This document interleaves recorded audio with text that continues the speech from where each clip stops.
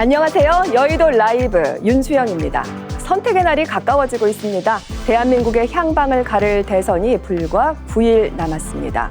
표심은 요동치고 후보들은 막판 총력전에 나섰는데요. 이제부터 진짜 대한민국, 지금은 이재명. 새롭게 대한민국, 정정당당 김문수. 미래를 여는 선택, 새로운 대통령 이준석. 이들 중 과연 누가 유권자의 마음을 사로잡을까요? 가장 치열한 정치의 한복판으로 여러분을 안내하겠습니다. 생방송 여의도 라이브 지금부터 시작합니다.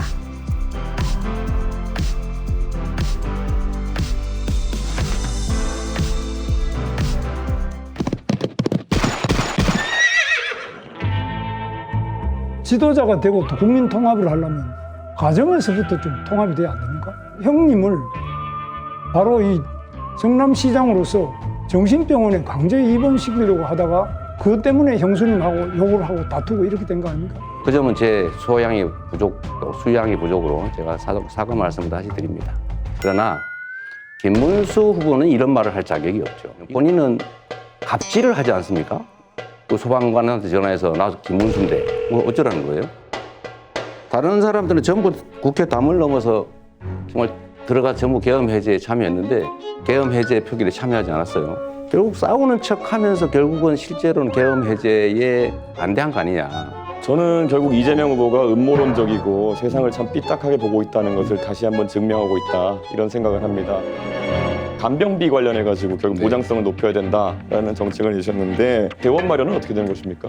의료 재정이 허용되는 범위 내에서 간호 간병을 복합적으로 하는 게 필요하다. 현실적인 재정 대책 있으십니까? 15조 하신다면서요 방금. 내가 언제 15조 한다 그랬어요? 본인이 그렇게 주장해요. 건강보험료를 그럼 그에 걸맞게 많이 올려야 되는 상황이 오지 않겠느냐라는 질문 드리는 건데 올려야 됩니까? 이준석 후보는 언제나 그러신 것 같아요. 뭐 문제 지적을 예를 들면 과잉되게 아니면 왜곡되게 지적을 막 하는데 본인이 생각하는 대안은 뭔지 한번 말씀해 보시죠. 저한테 질문을 역으로 하시면 안 되는 겁니다 원래 룰상. 질문도 답의 일부예요. 그래서 이 토론이 쉽지가 않네요. 네, 토론이 쉬운 게 아니죠. 그제 금요일 있었던 TV 토론회 속 날선 공격들 함께 살펴보셨습니다. 이들 중 최종 승자는 과연 누가 될까요? 오늘 여의도 라이브 함께 하실 분들 소개 올리겠습니다. 먼저 우상호 더불어민주당 공동 상임선대위원장 나오셨습니다. 안녕하십니까? 네, 안녕하십니까? 반갑습니다. 신동욱 국민의힘 중앙선대위 수석 대변인 함께 하셨습니다. 네, 어서 반갑습니다. 오세요. 예, 네, 잘 안녕하세요. 부탁드립니다. 그리고 천하람 개혁신당 상임선대위원장 자리해 주셨습니다. 어서 오십시오. 네, 안녕하십니까? 고맙습니다. 그리고 여의도 라이브 첫 회부터 한 번도 빠짐없이 함께해 주셨던 정치 컨설턴트 박성민 대표 자리하셨습니다. 어서 오세요. 네. 네, 오늘 세 분으로부터 다양한 이야기 잘 청해 들어보도록 하겠습니다. 오늘은 각 당 선대위 분들을 모셨습니다. TV 토론회 당연히 유심히들 지켜보셨을 텐데 두 차례의 토론회가 있었잖아요. 후보들에게 도움이 됐다고 생각하시나요? 저부터 할까요? 네. 뭐 저희는 당연히 도움이 많이 됐다고 생각하고요. 이재명 후보님이나 이준석 후보가 뭐 다 토론을 굉장히 잘하시는 분들이기 때문에 걱정을 많이 했었는데 저희는 사실 이제 경선 후유증이 좀 있었기 때문에 네네. TV 토론을 통해서 우리 김문수 후보를 물론 뭐 상대방과의 그 토론도 있지만 우리 김문수 후보의 진면목을 우리 지지자들에게 좀 충실히 알리는 계기가 됐다고 생각하고 그런 네네. 점에서는 두 차례 TV 토론 이후에 전체적인 뭐 저희가 파악하고 있는 지지율 같은 게 조금 상승 국면에 있는 걸 보면 네네. 상당히 잘 했다 저는 그렇게 보고 있습니다. 알겠습니다.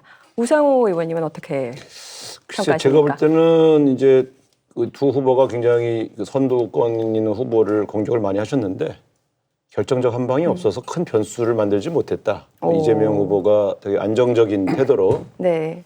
대통령으로서 준비된 면모를 보였다. 저는 이렇게 보고요. 네네. 어쨌든 요즘은 TV 토론이 대선에 큰 변수가 되는 계기는 아닌 것 같아요. 아, 자기 지지층들을 왜요? 만족시키는 그런 용도로 아하. 주로 쓰여지는 것 같습니다. 이전만큼은 아닌 것 네. 같다.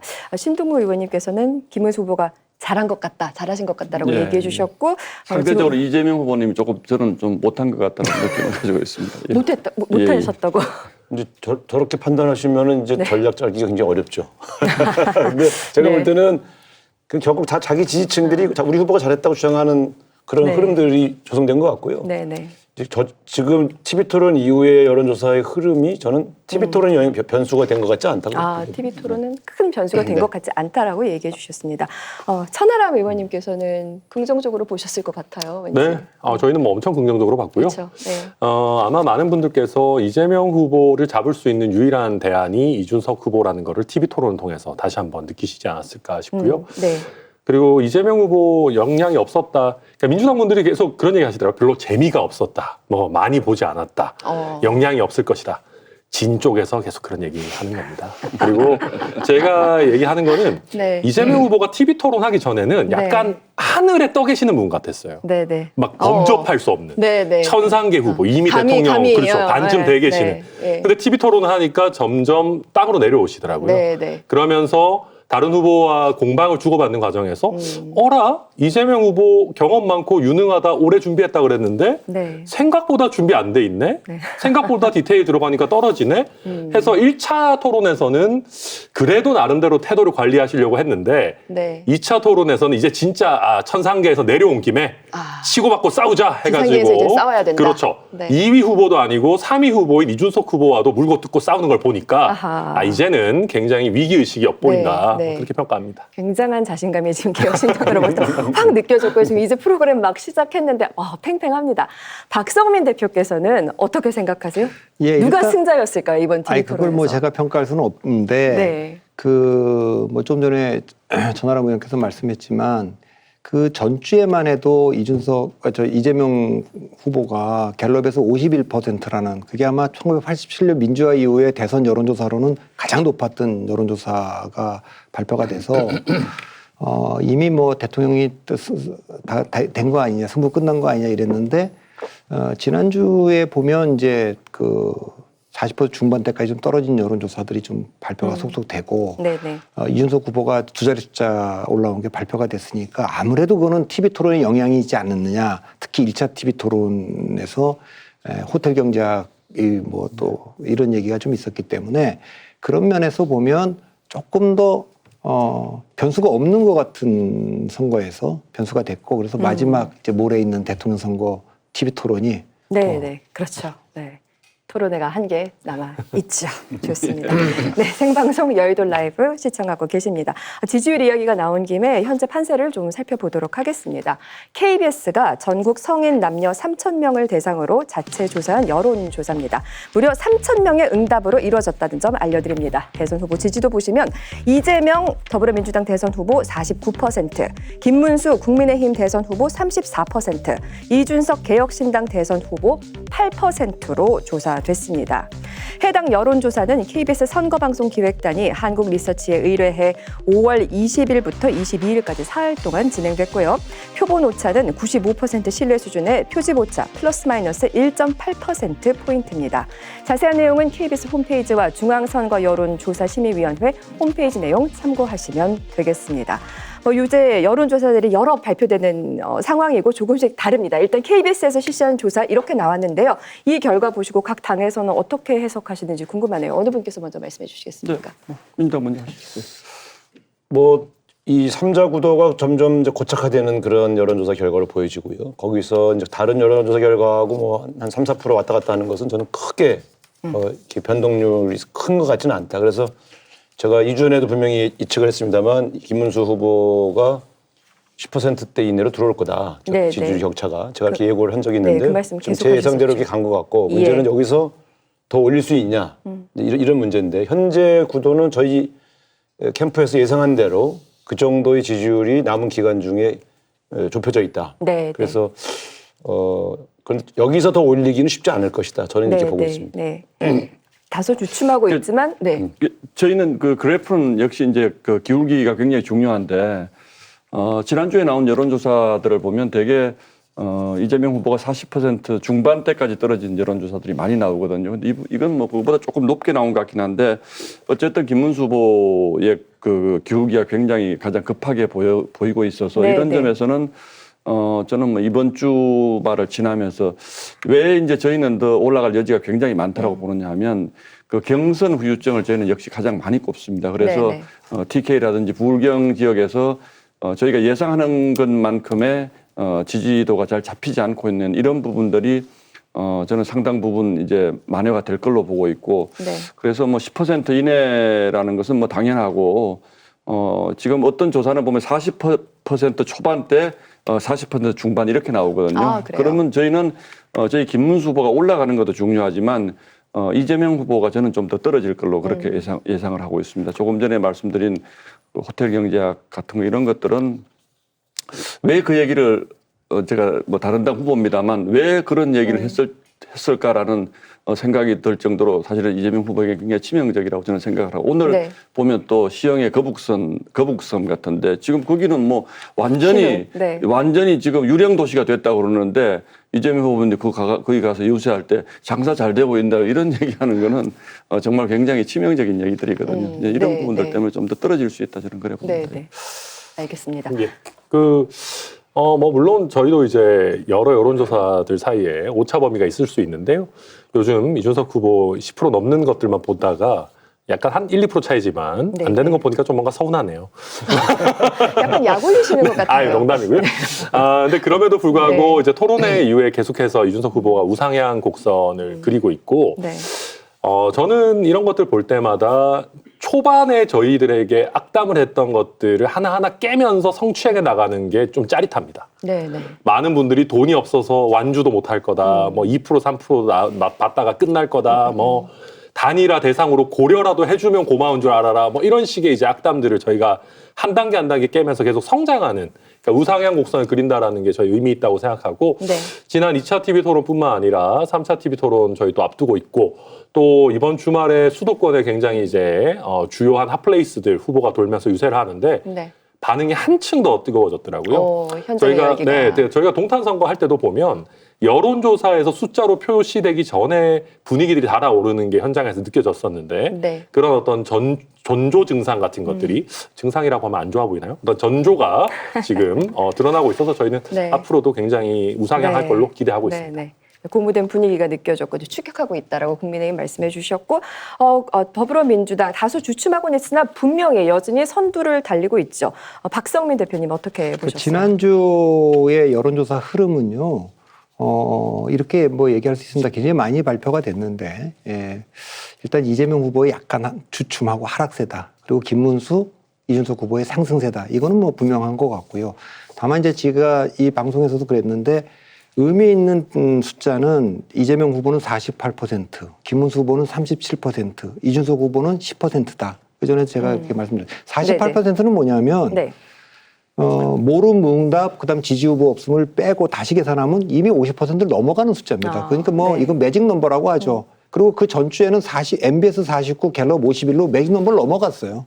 그러니까 사실상 승부 끝난 거 아니냐 이런 분위기가 있었고 네. 김문수 후보의 37%는 그까지만 나오면 지난주에 그렇게 나오면 이재명 후보의 격차를 한 자릿수로 줄이면서 7, 8% 나오는 이준석 후보의 지지율을 5% 쪽으로 누르면서 네. 양자 구도를 구축할 수 있는 그 숫자였죠. 그렇죠. 이준석 네. 후보의 그 10%는 그 사표 심리를 뚫어내고 예를 들면 이제 6, 7, 8%는 꾸준히 나왔는데 네. 5%대로 내려갈 거냐 아니면 10% 뚫어낼 거냐 이런 네, 게 네. 이제 관심사였는데 맞아요. 발표되는 대체적인 추세를 보면 KBS 한국리스 조사는 지금 여전히 49로 나옵니다만 대개 조사는 한 46 정도까지 밀린 조사들이 많이 발표가 됐고요. 그건 48% 매직 넘버 아래로 내려갔고 네. 김문수 후보는 역시 아직까지는 그 ARS 조사는 40 넘은 조사도 나오지만 이게 제가 전화면접 조사를 봐야 된다고 얘기하는 건 투표율이 높은 75% 이상 되는 대통령 선거이기 때문에 전화면접 조사를 보는 게 더 정확한데 이건 아직까지 그까지 못 넘어갔고 이준석 후보는 어쨌든 네. 10% 넘은 조사가 나왔다. 이렇게 말씀드릴 수 알겠습니다. 있습니다. 네, 이번에는 TK 그리고 PK 지역 여론조사 살펴보도록 하겠습니다. 전통적으로 보수 정당의 강세 지역으로 꼽혔습니다만 변화가 감지되고 있다는 관측들이 나오고 있어요. 여론 함께 살펴보겠습니다. 먼저 대구, 경북은 이재명 30%, 김문수 51, 이준석 10%입니다. 그리고 부산, 울산, 경남은 이재명 37, 김문수 46, 이준석 7%로 조사됐습니다. 이건 어떻게 봐야 될까요?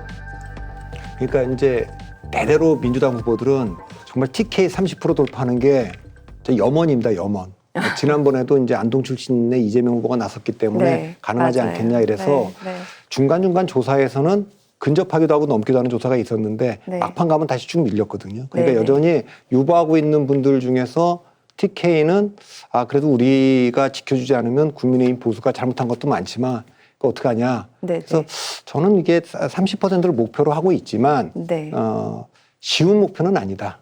PK도 마찬가지고 지난번에도 PK에서는 지금 수도권에서는 압승하고 있지만 민주당이 PK에서는 의석수가 좀 줄고 있거든요. 갈수록. 그러니까 그런 점 때문에 목표는 좀 높게 잡고 있지만 현실적으로 그 영남에서는 시간이 가면 네. 이게 좀 쉽지는 않아 보이는 그런 네. 목표인 것 같습니다. 네. 지난 총선 때 이제 부산, 특히 부산에서 중간 여론조사, 특히 뭐 출구조사까지도 저희 당이 지는 데가 상당히 많이 나왔거든요. 그래서 세 군데가 민주당이었는데 사실은 다 이기고 그래서 그나마 저희가 총선을 좀 방어를 한 그 방어선을 쳐준 데가 부산이었기 때문에 저희는 역시 이제 좀 이것보다는 훨씬 좀 많이 올라갈 여지가 있다 이렇게 보고 있고 또 막판에 결집할 수 있는 여지도 역시 뭐 네. 부울경이라든지 TK라고 보는데 그 사실 이준석 후보가 TK에 공을 굉장히 많이 들여서 아직도 TK가 이게 지금 50%에서 어디로 움직일 것인가에 대한 그 고민과 걱정은 사실은 좀 있고 그래서 저희는 이준석 후보가 좀 더 올라간다면 역시 그 부분은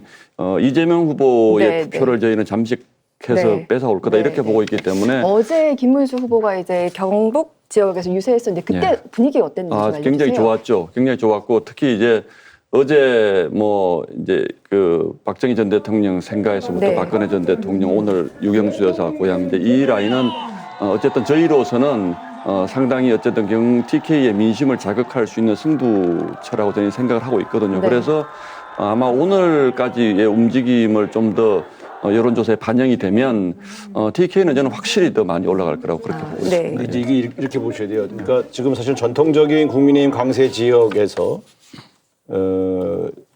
예전과 같지 않은 분위기 때문에 공을 더 들이고 네. 그래서 거기서 지금은 우리 민주당의 이재명 후보가 30% 나오지만 더 낮출 수 있다 이렇게 얘기하는 것 자체가 사실은 이미 완벽하게 거기를 다 묶어놓고 네. 중원으로 밀고 올라와야 할 시기거든요. 그런 네, 측면에서 네. 본다면 사실은 전통적 지지 지역에서 네. 이 정도 방어하고 있다는 것은 네, 네. 성공한 건 아니에요. 네. 네. 저희는 성공한 게 오히려 아니다. 저희는 3년 전에 21% 득표했는데 네. 어쨌든 여론조사 결과로 30% 네. 나왔으면 네. 네. 우리 이번에는 30%로 득표 가능할까요? 목표는 그렇습니다. 네. 근데 9% 정도를 좀 더 보고 있다는 거 아닙니까? 그러면 네. 솔직한 말로 21%에서는 5, 6%만 더 올라가도 지난번보다 우리는 성공한 거거든요. 네, 네. 그런 측면에서 그렇죠. 본다면 저희가 30% 목표를 하면서 뛰고 있는데 실제 태국 경북 분위기가 우리가 지금까지 뛰었던 분위기 중에 제일 좋아요. 제일 좋아요. 제일 좋아요. 오. 그리고 저는 그러나 이제 결과적으로는 보수 결집할 거기 때문에 네. 30%를 넘을지는 사실은 저희들도 약간 긴장하고 있어요. 다만 네, 여기 지금 여론조사 결과 중에서 PK 네. 저희가 분석한 거로는 지금 KBS 조사에서 나온 PK 지지율보다는 저희가 더 받을 거라고 보고 있습니다. 알겠습니다. 천하람 의원님께서는 이준석 후보의 TK, PK 지역에서 여론에 대해서 어떻게 생각하고 있으세요? 네, 저희도 굉장히 고무적으로 보고 있고요. 특히 저희가 초반에 이제 조금 치고 올라가기 시작할 때 움직임을 만들어 주셨던 게 TK였습니다. 그러니까 TK에서 사실 이번에 좀 그러니까 무기력해하고 계셨거든요. 윤석열 전 대통령 밀어줬는데 뭐 이상하게 비상겸이나 하고 탄핵당하고 네네. 이재명 후보 못 막는 거 아니냐라고 무기력해하고 희망이 없어 하실 때 이준석 후보 가서 이게 대구 경북이 잘못한 게 아니지 않냐.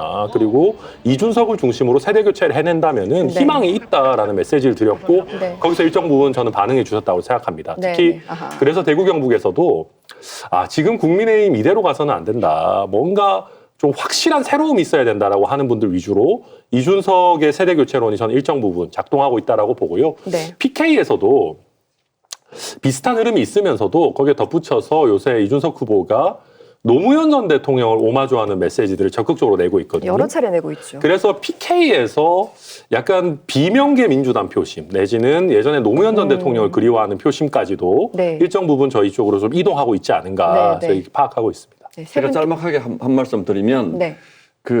저희가 처음에 이제 그쪽으로 좀 이재명 후보로도 많이 가고 일로 간 것은 사실은 경선 후유증이라고 저는 보고 있습니다. 근데 어제 오늘 제가 가서 보면 거의 김문수로 이제 그 지지자들이 김문수 대통령을 외치는 그 목소리가 굉장히 빠른 속도로 결집이 되고 있기 때문에 처음에 잘하신 건 맞는데 좀 긴장하셔야 될 거예요. 제가 봐도 네. 마음껏 얘기 나눠주시기 바랍니다. 제가 봐도 이제 제가 그 2주 전에도 김문수 후보가 30% 후반까지 올라갈 수밖에 없다라고 본 거는 바로 보수의 전통구장에서는 결국 이재명 후보에 대항할 제1 후보에게 네. 그 2위권 후보에게 네, 네. 쏠림 현상이 마지막에 생깁니다. 그래서 아마 제가 그렇죠. 볼 땐 마지막에는 적어도 영남 지역에서는 네. 이준수 후보에게 갔던 표가 네. 상당 부분 다시 김문수 네. 후보에 갈 가능성이 있다고 보고요. 그런 것들을 종합했을 때 상당히 이 김문수 후보가 영남에서 나온 여론조사 결과보다는 더 받을 가능성이 있는데 네.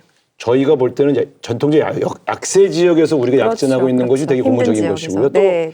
문제는 전통적 강세 지역에 김문수 후보를 가둬놨다. 네. 저희는 그렇게 판단하고 있기 때문에 네. 중원으로 올라오는 네. 속도가 네. 아마 되게 느릴 것이다 이렇게 보는 것이죠. 각 당마다 이렇게 분석을 해주셨어요. 아니 그러니까 그 말은 맞는데 네. TK가 흔히 대통령 선거 오면 하는 그 슬로건이 있어요. 외침이 있어요. 그게 뭐냐면 80-80이에요. 80-80이라는 게 80% 투표율에 80% 득표하자.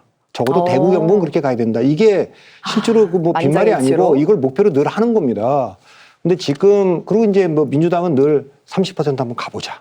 네. 20%는 간 적이 있으니까 그런 건데 실제로 지금 그만큼 뭐 상당히 마지막에 가면 좀 어느 정도 결집은 되겠지만 과거와 같지는 않고 이준석 후보가 대구 경북에 뭐 예비후보 때부터 굉장히 공을 들여서 뭐 매일 가서 그렇게 하고 전당대회 때도 결국 그 출발이 이준석 바람의 출발이 그 TK 아닙니까? 그러니까 이 얘기는 이재명 대통령을 막아야 되겠는데 그것이 김문수한테 있을 건지 이준석한테 있을 건지는 조금 더 관망할 건데 그래서 마지막에 여론조사가 단순 지지도는 김문수 후보가 계속 앞서가겠지만 가상대결, 양자대결에서 누가 더 경쟁력 있느냐가 아마 이 블랙아웃 들어가기 전에 발표될 때 네. 그때 아마 그래서 이제 그런 것 때문에 다 홍준표 전 시장도 뭐 그런 메시지를 낸 것 같고 그래서 조금 더 지켜봐야 되겠습니다만 민주당도 30% 넘는 건 좋은 목표이긴 하지만 쉽지 네, 않아 보이고 쉽지는 않다. 그 국민의힘도 과거와 같은 정도의 결집을 이뤄내기는 좀 쉽지 않은 그런 네. 저도 뭐 그 부분에 동의하고요. 이제 다만 저희는 의외로 또 기대를 걸고 있는 곳이 경기도입니다, 사실은. 경기도요? 경기도입니다. 지금 네. 경기도가 뭐 오늘 아까 제가 거북섬 얘기를 잠깐 했습니다만 이재명 후보님이 경기도 지사를 하면서 해놓은 것들과 우리 김문수 후보가 해놓은 것들이 상당히 대비되는 부분들이 있습니다. 그래서 김문수 후보님 전에 이제 손학규 이제 후보님이 하셨는데 손학규 후보님 그저께 이제 동참을 하셨고 그래서 지금까지 경기도를 발전시켜 놓은 것은 이제 우리 당이다. 그리고 그걸 가지고 인심 쓰고 또 네. 일정 부분 망가뜨려 놓은 것들, 특히 대장동이나 이런 부분들은 국민들에게도 아직도 굉장히 뇌리에 많이 남아 있는 부분이어서 이게 아까 하신 것처럼 TK를 빨리 결집을 시키고 중원으로 올라왔으면 충분히 더 좋았을 텐데 네. 시간이 참 야속하긴 합니다만 그럼에도 불구하고 우리 부천에서 처음 1996년도에 박지원 당시 의원을 꺾고 됐고 또 경기도에서 도지사 될 때도 이제 유시민 후보 꺾고 됐기 때문에 저희는 김문수 후보가 의외로 굉장히 바닥을 잘 훑는 분입니다. 그래서 이 부분의 강점을 경기도에서 발휘한다면 네. TK에서 뭐 영남에서 조금 줄어들어도 이 부분에서 좀 선전할 수 있지 않을까라는 기대는 사실은 하고 있습니다. 예. 네. 근데 경기도가 김문수 지사가 재직했을 때의 경기도가 지금 아니에요. 그 이후에 30, 40대 젊은 층이 대거 유입되면서 신도시들이 거기서만 국회의원 선거가 계속 분구됐거든요. 그러니까 김문수 후보가 과거에 내가 경기도지사를 했으니까 이번에도 본인의 어떤 업적 때문에 지지율이 높아지지 않겠냐고 그럼 하는 기대할 수 것은 있죠. 제가 볼 때는 지금 인구 구성 비율 기동안의 각종 선거에서 나온 결과를 네. 분석해 볼 때 너무 지나친 기대가 아닌가 좀 이렇게 네. 말씀드리고 싶습니다. 뭐 어느 지역이나 놓칠 수 없는 지역인데 예. 지금 얘기를 들어보니까 다 경기도가 굉장히 중요하고 상징적인 지역 같습니다. 세 당 모두에게. 네. 저희 입장에서도 당연히 그렇죠. 저희는 이준석 후보 지역구가 경기도 화성, 이제 동탄 신도시 지역에 있기 때문에 그렇죠. 특히 젊은 세대들의 거주 비율이 굉장히 높은 상황이어서 저희 개혁신당 이준석 후보로서는 아주 중요한 지역이라고 보고 있습니다. 특히 마지막 저희 이제 유세 지역들도 서울 수도권으로 집중해서 할 생각이고요.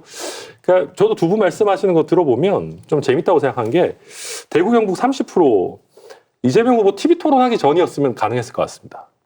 네. TV 토론 얘기 또 나오네요. 근데 TV 토론 이후에는 불가능해 보인다라는 네, 말씀드리고요. 그다음에 대구 경북에서 김문수 후보로 결집 글쎄요. 저는 쉽지 않을 것이다. 왜냐하면 김문수 후보는 예전에 TK에서 이미 심판을 받으신 적이 있는 후보예요. 2016년에 본인이 수성갑에 출마했다가 수성갑을 뜬금없이 험지 메이커 하셔가지고 험지로 만들고 김부겸 의원 당선에 1등 공신을 하셨던 분이거든요. 네네. 그래서 대구 경북에서 보셨을 때 사실 어느 정도 국민의힘 후보기 때문에 좀 도와주자라는 건 있겠지만 통상적인 선거였다면 김문수 후보가 국민의힘의 최종 후보가 되는 일이 있었을까? 저는 어려웠으리라고 판단하시고 네. 경쟁력 부분에서 결국은 굉장히 어렵지 않느냐. 이 상황에서는 차라리 젊은 피인 이준석 후보를 한번 밀어주자라는 여러 저는 막판에 작용할 네. 수 있을 것이다. 제가 진짜 생각합니다. 네. 조언을 드리면 제가 어제 대구 갔다 왔거든요. 택시도 타고 또 저희 고향 분들 했는데 이준석 후보를 굉장히 원망들을 하시더라고요. 빨리 네. 다니라 좀 해주지. 네, 네. 왜 그렇게 안 해주니? 뭐 이런 또 그러더라고요. 좋아하시는 분들도 많아요. 한 2개월 사이에 분위기가 많이 달라진 것 같아요. 표의 방향이 예, 어떻게 예, 흐르게 예. 될까요? 좋습니다. 여론조사 통해서 판세를 살펴봤고요. 민심이 요동치는 만큼 오늘 세 분으로부터 느끼고 있습니다만 후보들 신경전도 갈수록 거세지고 있습니다. 요 며칠 이재명 후보와 김문수 후보 간 방탄 설전이 벌어졌었죠. 영상 함께 보시겠습니다.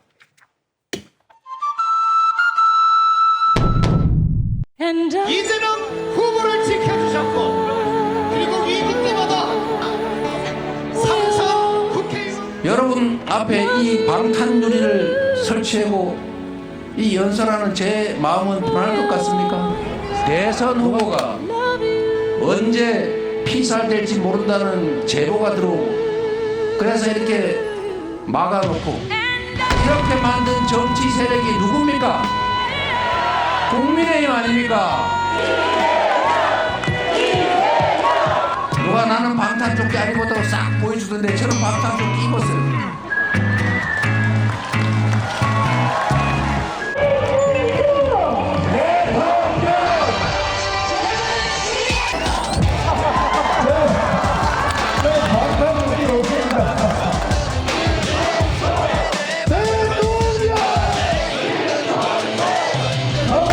방탄조끼가 필요가 없어요.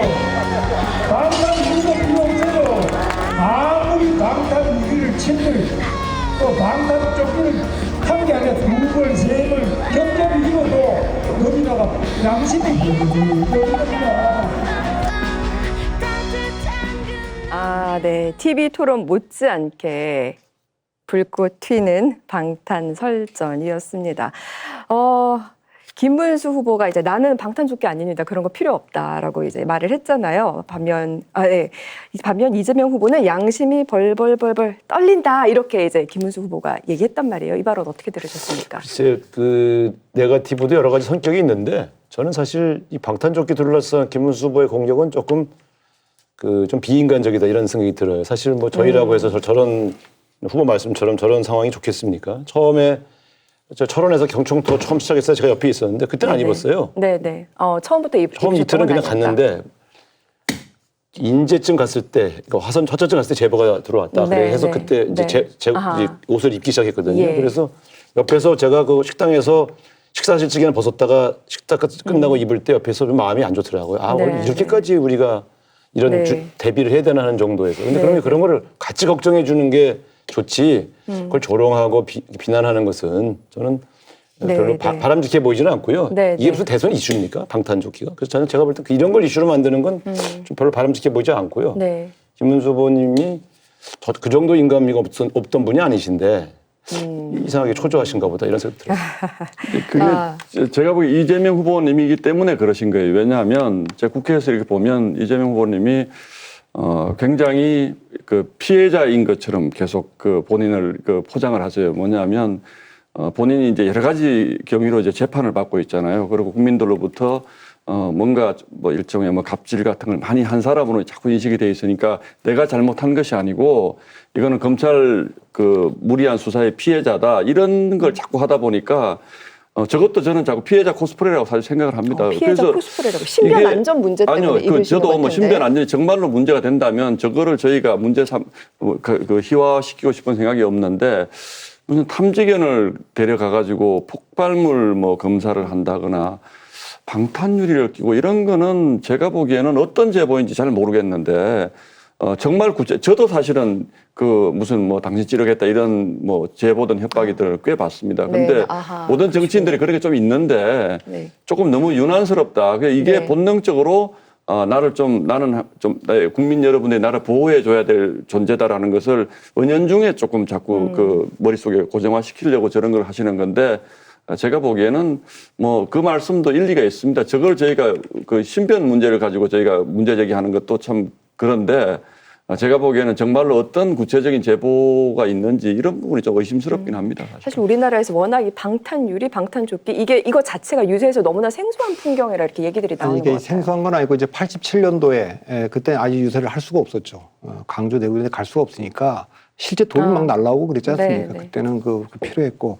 근데 조금 이제 그 미국 트럼프 대통령도 이제 그 총격, 그다음에 뭐 박근혜 옛날 그때는 본인 선거는 아니었습니다만 서울시장 유세에서 그런 적이 있었고 이재명 후보가 이제 그 총선 직전에 이제 그런 적이 있었기 때문에 저는 방탄조끼나 방탄유리에 대해서는 모든 정치인들과 지지협을 떠나서 이해해줘야 된다고 생각을 합니다. 네. 그러니까 이제 김문수 후보도 만일에 그런 얘기를 어디서 하신 것 같긴 한데 이재명 후보가 작년에 이제 총선 때 그런 테러를 당했기 때문에 방탄 제보도 있다고 하니까 또 네, 우리가 네. 미국에서도 봤으니까 방탄조끼 입고 방탄유리하는 건 충분히 이해한다. 그거는 뭐 그렇게 하는 게 좀 맞다고 본다. 네, 네. 그 불안감을 이해한다. 그렇지만 이분의 진짜 문제는 방탄 입법을 한 거다 그동안에. 그러니까 그거는 제가 동의할 수 없다. 그래서 본질적인 거를 공격을 했다면 조금 더 설득력이 있을 수 있겠는데 네. 이 실제로 그런 테러를 당한 분한테 이걸 가지고 얘기하는 건 별로 그 설득력이 없을 것 같습니다. 네. 박성민 대표님 대선 나가셔야 될 것 같아요. 저 들으면서 끄덕끄덕하면서 듣게. 세 분이 굉장히 경청하신 그런 일이 논리까지 느껴집니다. 제공하면 그건 좀 네. 문제가 있잖아. 근데 저도 뭐 맞는 말씀인 것 같고 그래서 저희도 뭐 방탄조끼 이런 거보다 방탄 입법이 문제다 공감하고 네. 특히 어쨌든 이재명 후보께서 토론회에도 말씀하셨지만 굉장히 크게 그때 이제 칼로 피해를 네. 입으셨기 때문에 네, 위험했습니다. 저희가 너무 그렇게 공격하는 거는 저도 좀 안 맞다라고 생각하고 저 이준석 후보도 뭐 그렇게 과하게 뭘 할 생각은 없고요. 그냥 조금 지나간 얘기입니다만은 다만 지난번에 피습을 당하셨던 것과 관련해서 부산대학교에서 헬기를 이용해서 서울로 왔던 부분 이 부분은 사실은 이번 TV 토론에서도 좀 이상하긴 했습니다. 그러니까 뭔가 이상했다. 예. 그럼 이게 계속 논리가 순환하거든요. 헬기까지 꼭 썼었어야 됐냐? 그만큼 위중했냐? 네. 그만큼 위중했다면 차라리 권역외상센터가 있는 부산대학교에서 수술하시지 그랬냐? 이게 계속 무한 반복이에요. 그러니까 그래서 이재명 후보가 이런 부분이 좀 명확하게 해명이 되지 않으면서 계속 이런 논란이 좀 따라가는 국면인 건 맞다.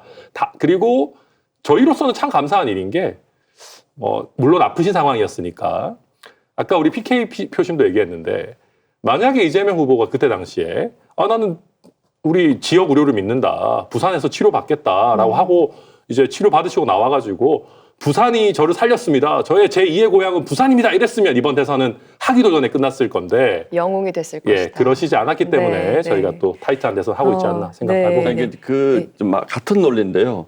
방탄 그 정도로 위험하다고 생각하면 사실은 이제 그 전에 그 주변 건물이나 이런 곳에 뭐 저격수가 있을 만한 곳이 있는지 이런 것들은 조용히 사실은 점검할 수도 있습니다. 그런데 그 방탄조끼를 입으시고 유리를 앞에 세우고 하는 건 저는 사실 미국에서도 취재를 해봤는데 미국 대선 주자들도 저렇게까지 하지 않습니다. 총기가 있는 나라지만 저렇게까지 그래요? 하지 않습니다. 물론 이제 주변에 뭐 다 건물 이런 것들을 하고 그러지만 앞에 네, 방탄 유리를 혼자만 이렇게 세우고 저거는 제가 보기에는 보여주기 위한 것이지 저게 실효성이 있는 저는 거라고 생각하지도 않습니다. 수사 이미지로 아니 계속 활용한다. 같은 말씀을 하시는데 네. 저는 이렇게 봐요.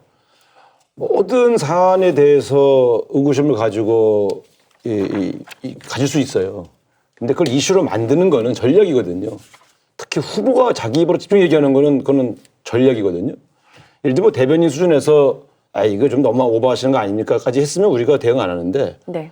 아니 대통령 후보라는 분이 저렇게 노골적으로 상대 후보의 안위에 관한 문제를 조롱하듯이 얘기하는 건 처음 봐요.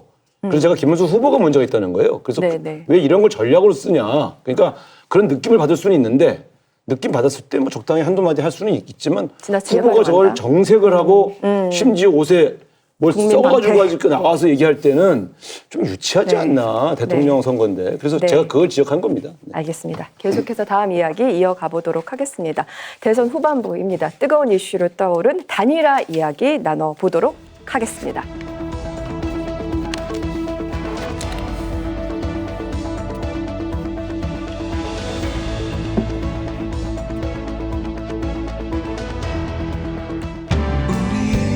특단의 대책은 지금 우리 당의 대표를 하다가 나가서 지금 뛰고 계시는 이준석 후보가 있습니다.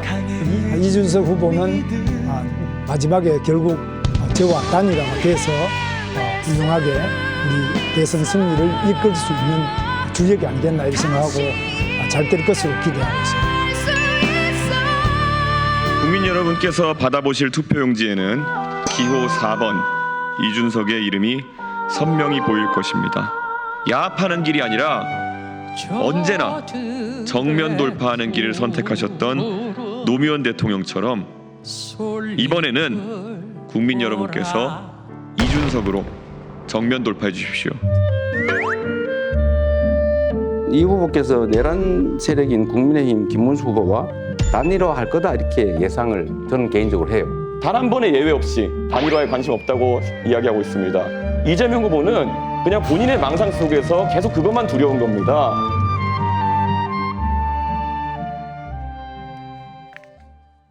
네, 생방송 여의도 라이브 음악들도 재밌습니다. 김문수 후보는 이준석 후보를 향해서 특단의 대책이라고까지 표현을 했거든요. 뭐 이 정도면 정말 대놓고 구애했고 참 챙긴 듯한 그런 발언으로 들려서 신동욱 의원님 단도직입적으로 여쭤보겠습니다. 물밑에서 그렇다면은 단일화 협상이 진행되고 있는 겁니까? 잘 모르겠습니다. 그 연락 잘 안 된다고 그러더라고요. 근데 오늘 보도에 따르면 만날 약속도 잡으셨다고 근데 하고. 우리 저 이동훈 그 대변인은 누구로부터 이렇게 연락을 많이 받는지 모르겠는데 연락이 잘 안 되고 네네. 또 이게 토론회 이후에 이제 지지율이 양쪽이 다 올라가는 상황이다 보니까 네네. 아마 이게 저희들은 뭐 꼭 그 단일화의 시점이 물론 이제 앞으로 시간이 별로 안 남았지만 그렇죠. 양쪽 다 굉장히 올리고 나서 네. 그때 한번 얘기해 보면 더 좋지 않을까. 이게 네, 네. 저희가 보기에는 이게 무슨 보도를 보면 뭐 공동정부라는 얘기도 나오고 뭐 총리 제의서 이런 것들은 제가 보기에는 아닌 것 같고 이건 뭐 100% 이준석 후보의 결단에 있는 것이고 본인이 예. 이 단일화의 대의 명분이 어디에 있는 것인지 네. 하는 것이 대의 명분이 있는 것인지 안 하는 것이 있는지 그거는 뭐 저희는 이준석 후보의 선택이라고 생각을 하기 때문에 네. 뭐 협상이라기보다는 저희는 어쨌든 단일화를 하는 것이 좋겠다라는 그 저희 진영의 요구가 많으니까 네, 네. 어쨌든 뭐 잘 보이려고 노력을 하고 있습니다. 예. 이준석 후보의 생각이 어떤지 좀 궁금해요. 진짜 전화는 일단 하나도 안 받고 있는 것 같기는 한데 천하람 의원님의 전화도 안 받습니까? 제 전화를 안 받는 이유는 없고요. 어느 정도인지. 실제로 뭐 정말 많은 분들이 연락을 주시는데 네. 이게 친한 분들도 있잖아요. 그러니까 이게 마음이 좀 불편하지 네. 않습니까? 우리가 전화 오는데 못 받으면. 그럼요. 그래서 아예 이제 이준석 후보는 일괄적으로 수신을 차단해 놓겠다라는 걸 선언을 해놓은 상황이고 네. 아하. 제가 기억에 보면 이준석 후보가 이제 개혁신당을 창당할 때 그때도 비슷했습니다. 네. 그때도 막 뭐 탈당을 하니 많이 할 때 연락 많이 오고 그랬는데 그때도 본인이 이제 연락을 차단하고 본인이 원래 계획했던 뜻대로 밀어붙이는 경우들이 있었는데 그때 예를 봤을 때는 일단 전화를 차단한다라고 하는 것은 본인 뜻대로 밀고 나가겠다. 본인 결단대로 가겠다라는 것이고 제가 옆에서 이야기를 해봐도 단일화 할 생각이 전혀 없습니다. 그리고 제가 이준석 전혀 후보를 없다. 좀 오래 봐왔지만 나름대로 네. 네. 그렇게까지 연기력이 좋은지는 잘 모르겠어요. 근데 저까지 속일 수 있을 정도일까? 네, 네. 그건 좀 모르죠. 그럴 정치하시다 보면 정도면 막 지금 생각이 그렇더라고요. 그래요? 지금 생각이. 그러니까 내일은 바뀔 수가 있다. 물론 지금은 방송은 그냥 저도 그런데 동의합니다. 그러면 어제 보는 대단한 말인데 거잖아요. 어떻게 그렇게 하루 만에 며칠 만에 바꿀 수 그 있겠어요? 그럴 사람이 아니다. 정치권에 와 보니까 하루면 굉장히 긴 시간이더라고요. 그건 뭐 국민의힘 문화인 것 같고요. 국민의힘은 지금 하루가 길 거예요. 아유, 말이 막 뿌리가 막 있습니다. 그럼 100% 단일화? 네, 저희는 할 생각이 절대로 없어요. 하지 않는다. 네. 진짜 내일은 이래놓고 또. 뭐 며칠 안 남았으니까요. 저희 뭐 며칠 안 남아서 합니다, 이제. 여쭤보는 예, 거예요. 예. 네. 알겠습니다. 어떻게 보세요? 지금 단일화를 해서 이준석 후보가 얻을 수 있는 명분과 이익이 뭐가 있습니까? 그러니까 명분과 실리가 같이 있어야 되는데 네. 본인이 쭉 해놨던 말을 바꿔야 되는 그런 고통이 있을 거고요. 그리고 본인이 쭉 얘기했던 김문수 후보가 이러한 태도 변화가 있어야 한다고 얘기했던 내용이 지금 받아들여지지 않은 상태에서 갑자기 양보해야 될 이유는 없단 말이죠. 네, 네. 그리고 실리도 없어요. 네, 네. 어차피 이재명 후보가 아주 앞서가고 있기 때문에 두 후보가 합쳐져서 이재명 후보를 이길 수 있다는 확신이 있을 때는 또 고민해 볼 수 있을지 모르겠지만 네, 그래서 저는 현실적으로도 명분과 실리 모든 면에서 불가능할 뿐더러 이준석 후보가 너무 분명하게 뱉어놔서 만약 그 자기가 뱉어놓은 말을 바꿔서 여러 차례 단일화를 분명하게. 하면 네. 이준석 후보는 미래가 없습니다. 네. 그 또 하나 말씀드릴 수 있는 게 이런 거예요. 3년 전에 안철수 후보가 윤석열 후보에게 단일화를 해줬잖아요. 그래서 사실은 그것 때문에 우린 졌다고 판단하고 있거든요. 네. 그런데 그 후에 안철수 후보가 어떤 대접을 받았습니까? 국무총리가 됐습니까? 안철수 후보 가까운 사람 중에 장관한 사람 한 명 있습니까? 네. 당대표 나가려고 그러니까 눌렀죠? 저는요. 이미 3년 전에 한 단일화의 결과를 안철수라는 분을 통해서 우리는 확인하고 있는데 네. 이준석 후보가 그런 바보가 아닌데 또 있는데. 속습니까? 그래서 저는 네. 그건 불가능하다고 봅니다. 예, 그 두 가지 질문 아닙니까? 단일화와 관련해서 단일화가 될 거냐, 하면 이길 거냐, 이 질문 아닙니까? 둘 다 저는 그 긍정적인 답이 잘 안 나오는 것 같아요. 그러니까 단일화를 한다 그럴 때 이준석 후보 입장에서 보면 두 가지 반론을 제기할 거예요.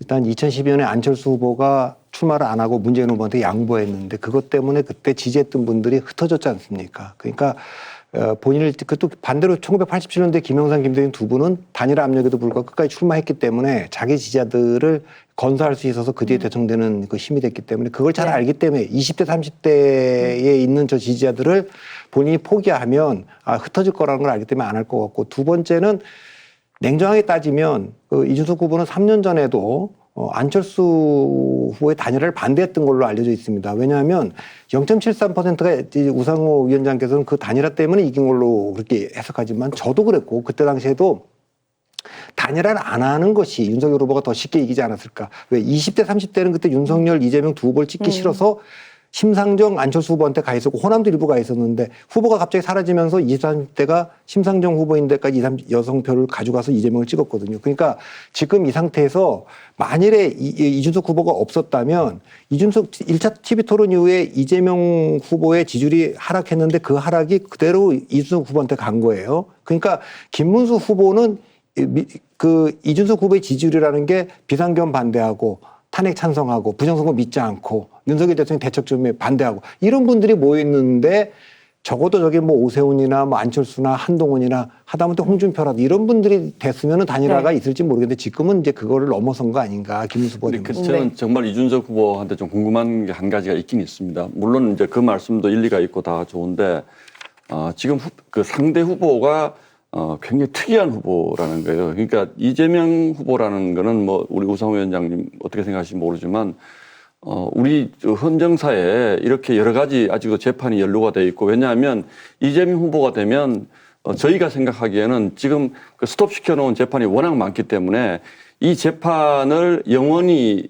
삭제하기 위해서 권력을 활용할 수밖에 없는 그런 상황으로 저는 갈 거라고 봅니다. 근거 없는 추측이시니까. 아니요. 그래서 지금 아니요. 근거 없지 않죠. 그게 왜냐하면 지금 뭐 대법원을 어떻게 뭐 숫자를 늘리겠다라든지 이런 부분들은 그런 거에 대한 의구심을 가지게 만드는 거죠. 그래서 저희는 그것 또한 특히 사법부를 그렇게 한다라든지 대법관의 숫자를 늘리자는 거는 사법부가 오래전부터 정치권이 요구했던 내용 중에 하나예요. 숫자는 물론 다릅니다. 법관의 숫자를 아니 늘리자는 대법관도 거죠. 늘려달라고 했어요. 그래서 그런데 지금 그 민주당이 추진하고 있는 여러 가지 법안들을 보면 아니 뭐 허위사실 공표 같은 것도 마찬가지 아닙니까? 이재명 후보가 정권을 잡았을 때 이게 상당 부분의 어떤 그 헌정 파괴가 나타날 수 있다는 우려를 국민들이 가지고 있고 저는 그 부분에 대해서 네. 이준석 후보가 그래도 그 대의 명분만큼은 그 공유해야 되는 것 아니냐라는 생각을 하지 않을까라는 생각을 합니다. 네네. 예. 국민들이 원해야 단일화가 이루어지고 또 성공하지 않을까 싶습니다. 국민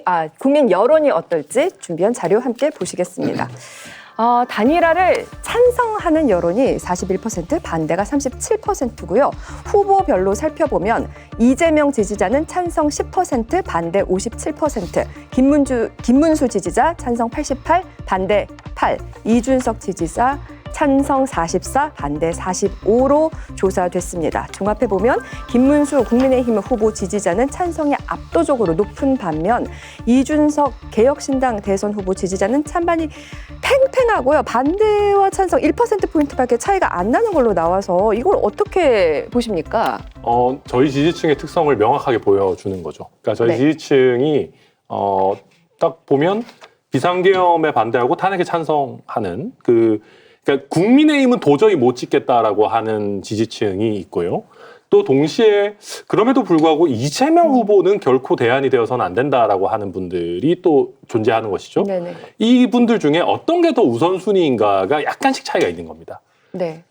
계엄을 일으킨 그렇겠죠. 정당, 계엄 네. 정당은 절대 안 된다. 이재명은 절대 안 된다가 어느 정도 섞여 있는데 이게 이제 절반 정도씩 지금 갈리는 결과인 거죠. 그래서 저희는 국민의힘 계시는 분들한테 제가 계속 얘기하는 게 해서 좋을 게 없다. 아니 지금 저 여론조사 좋을 게 결과 없다. 보시듯이 네. 계엄 정당은 절대 안 된다라고 하는 쪽 분들은 국민의힘에 안 갑니다. 그리고 지금 이재명 후보 조금만 더 약진하면은 뭐 매직 넘버 만들 수도 있을지 모르는 상황 속에서 지금 이준석 후보가 오히려 사라지게 됐을 때 이재명 후보 지지율을 흡수하고 뭔가 그 댐처럼 가둬놓는 역할도 오히려 어려워지게 될 수 있다. 저는 굉장히 좀 잘못 파악하고 계시는 거 아닌가. 네, 네. 저는 그렇게 보고 있습니다. 네. 이준석 후보가 국민의힘에서 나올 때 이제 뭐 사실상 쫓겨나다시피 했다라는 얘기들이 있잖아요. 그래서 이준석 후보 지지자 중 일부는 사실 국민의힘과 다시 손을 잡는 것에 대해서 거부감을 가질 수 있을 거예요, 당연히. 그럼요. 예. 처음에 당하는 거야 뭐 당하는 거지만 알고 두 번, 세 번 당하면 그 자기가 잘못인 거죠. 그래서 네, 네. 저희 지지층은 아마 다시 거기 가가지고 국민의힘과 뭘 같이 해보겠다? 용납하기 어려우실 거라고 생각합니다. 네. 좋습니다. 그렇다면 만약 김문수, 이준석 단일화가 만약에 성사된다고 가정했을 때 지지율에는 변화가 있을까요? 단일화 후 대선 가상 대결에 관한 여론조사 마련했습니다. 김문수 국민의힘 후보로 단일화가 됐을 때에는 이재명 48, 김문수 39, 권영국 1, 황교안 1%씩 나왔고요. 이준석 개혁신당 후보로 단일화가 됐을 경우에는 이재명 46, 이준석 29, 권영국 1%, 황교안 5% 이렇게 나왔습니다. 특이한 점이 이준석 후보로 단일화가 됐을 때는 황교안 후보의 지지율이 5%로까지 올라가네요.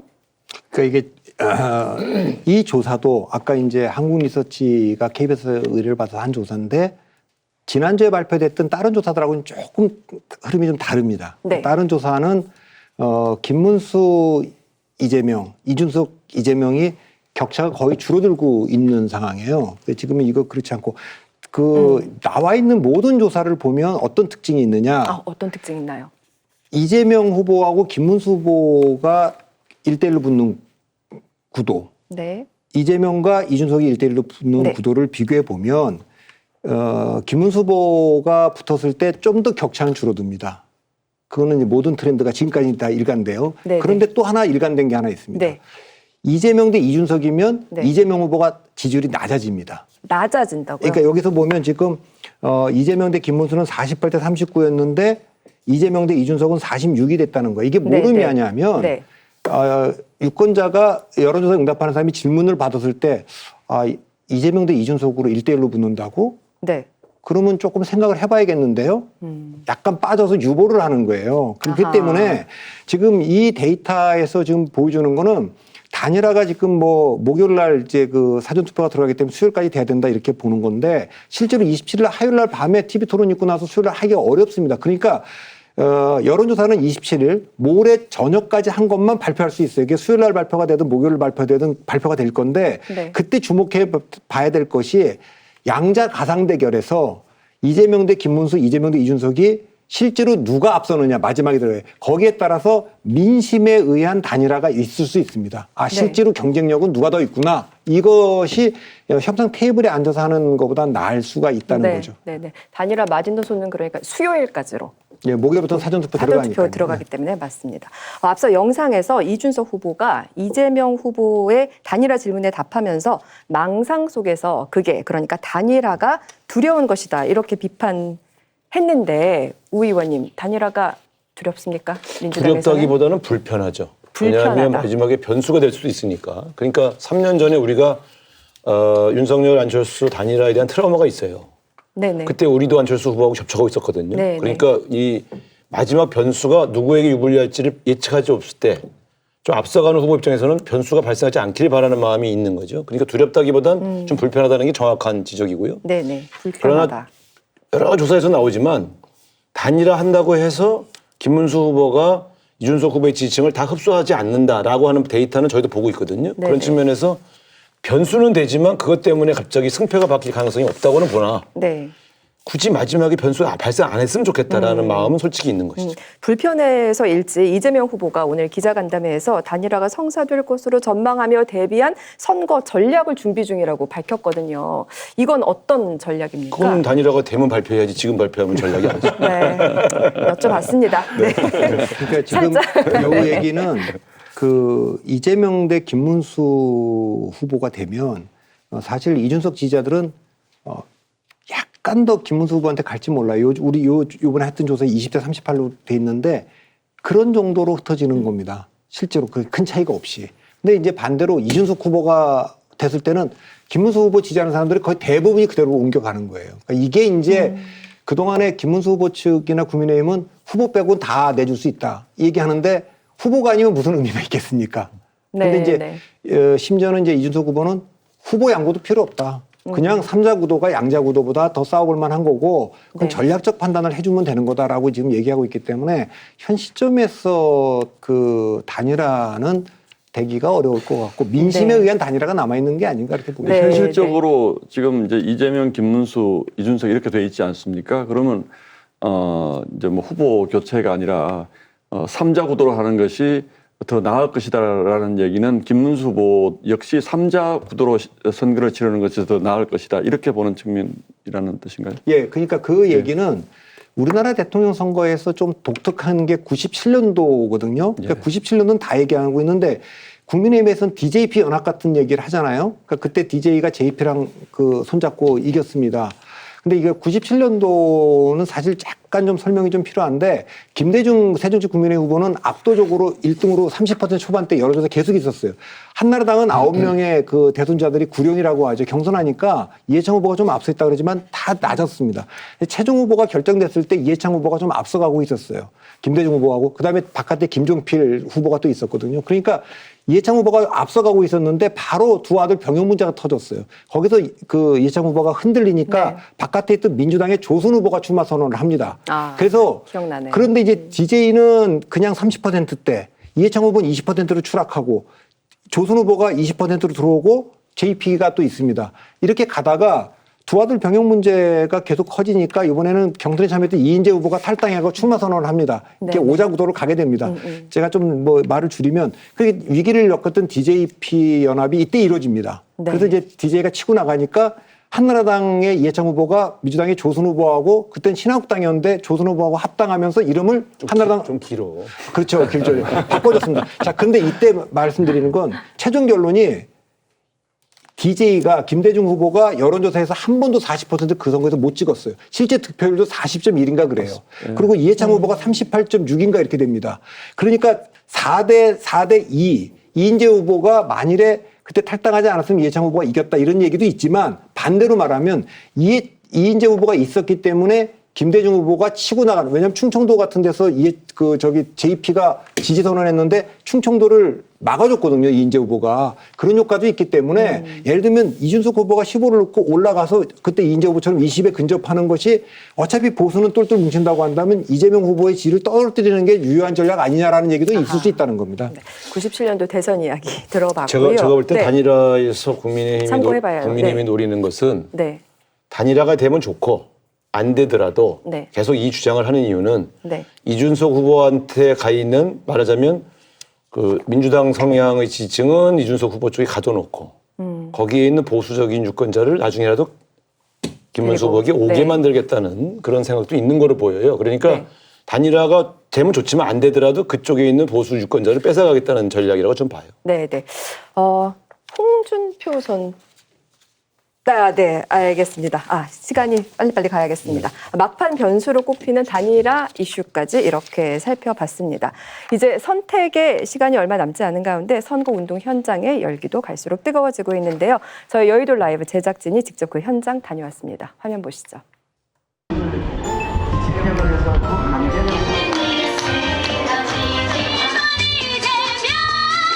모든 국민을 먼저 생각한다는 게 가장 큰 지지 이유일 것 같고요. 그다음에 믿고 맡길 수 있는 준비된 대통령 후보가 아닌가 생각합니다. 민주, 국민을 위한 민주. 여러분 잘 부탁드립니다.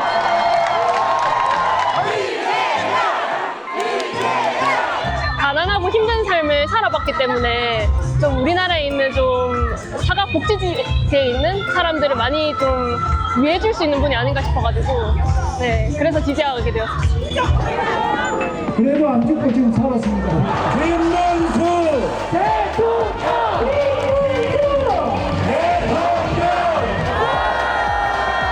계속 지금 올라가고 있잖아요. 따라잡힐 수도 있다고 봐요. 지금 이제 기간은 별로 남지 않았지만. 애기야, 너는 일로 와야 돼. 갇혀. 애기야. 김문수 후보님이 경기도지사 8년 하시면서 이룩하신 실적이 확실히 좀 뛰어나고요.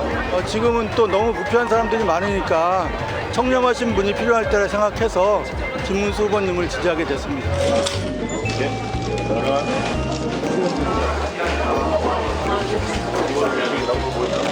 어떠셨어요? 풀로 받았어요. 좋게 보는 거는 일단 공약이 확실하고 영어도 잘하다 보니까 좀 더 외교나 이런 쪽에 좀 더 쉽게 할 수 접근하고 더 활발하게 할 수 있겠다. 기존의 불합리한 관행이나 이런 제도들을 좀 깨자고 말씀하시는 게 이준석 후보고 그걸 깨려고 하다 보니까 아마 지지가 있지 않았나라고 생각을 합니다.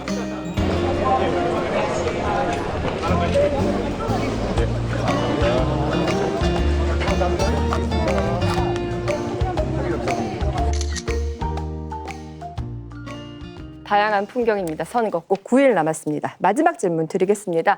왜 각 당 후보가 대통령이 돼야 하는지 짧게 30초 안에 답변 부탁드립니다. 우상호 의원님, 왜 이재명입니까?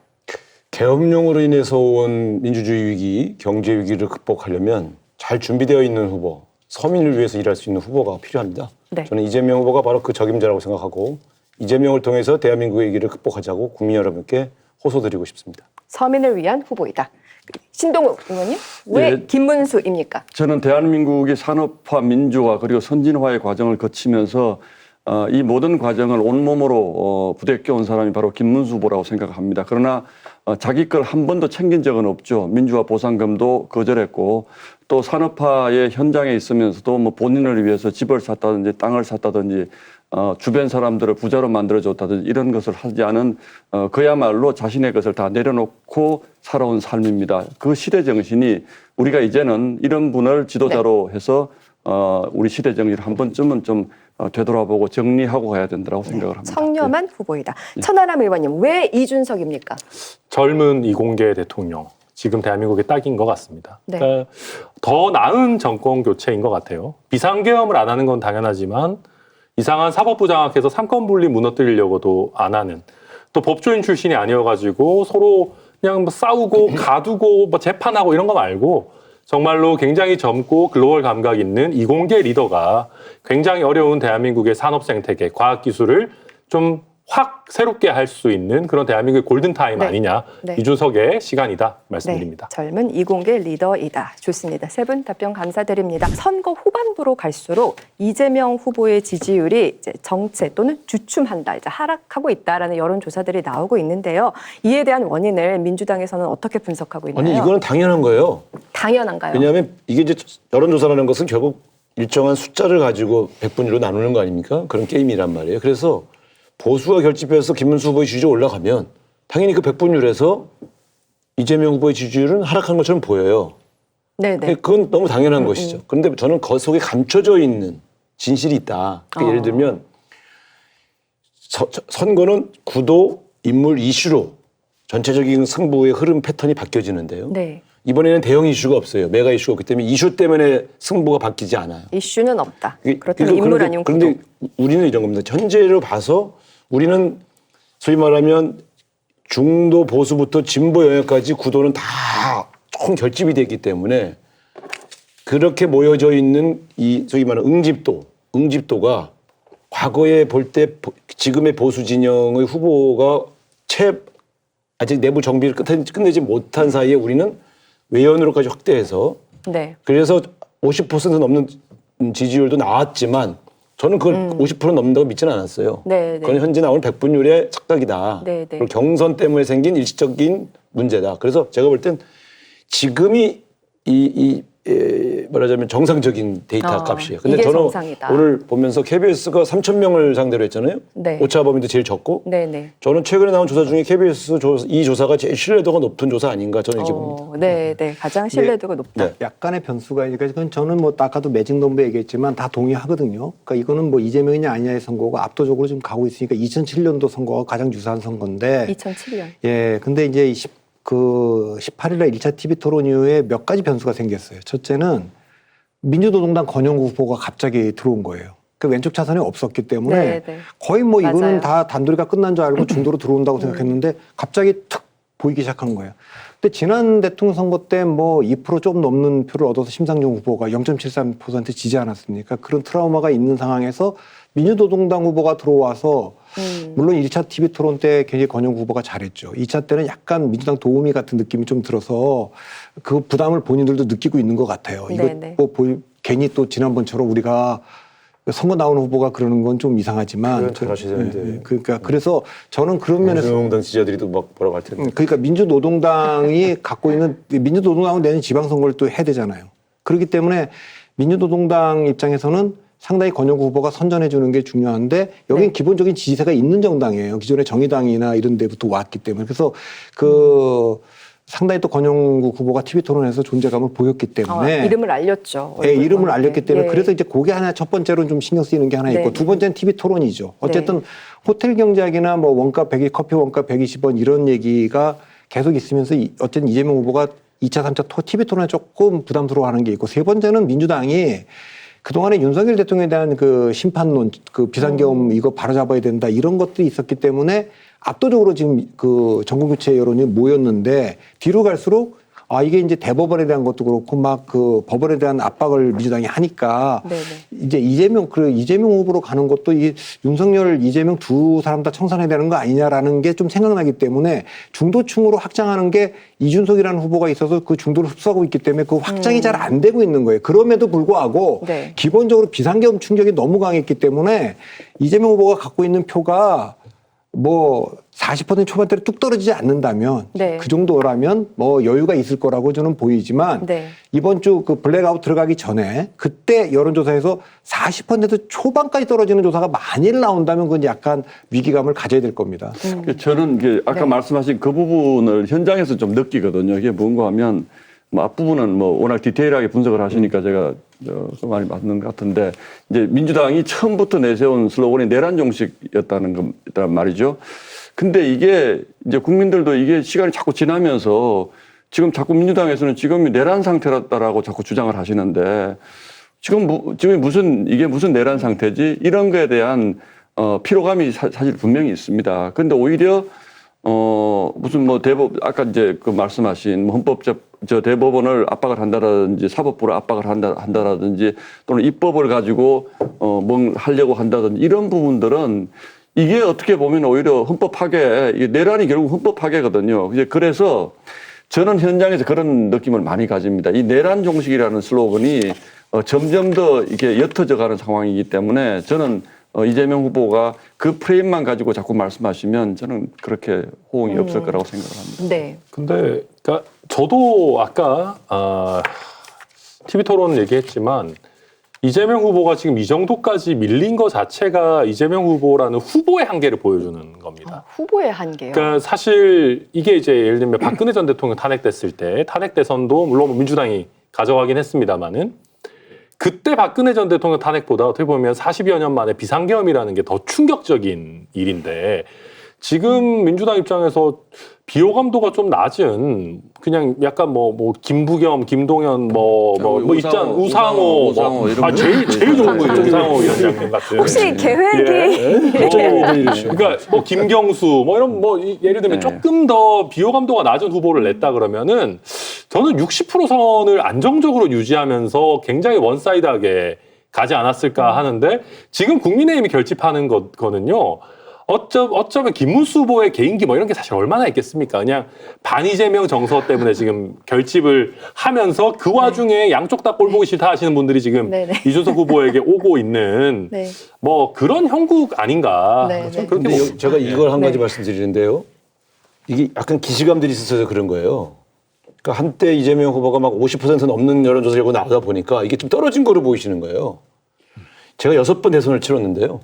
그리고 대선 치를 때마다 제가 전략과 뭐 선대위원장을 했는데 역대 우리 후보 중에 사전 여론조사가 제일 높은 분이에요 지금. 우리 후보 중에 사전에 45%, 48%, 오늘까지 49% 이게 나온 적이 한 번도 없어요. 지난 25년간, 30년간. 그러니까 저는 그런 측면에서 보면 우리는 최대한 지금 외연을 확장해 놓은 상태예요.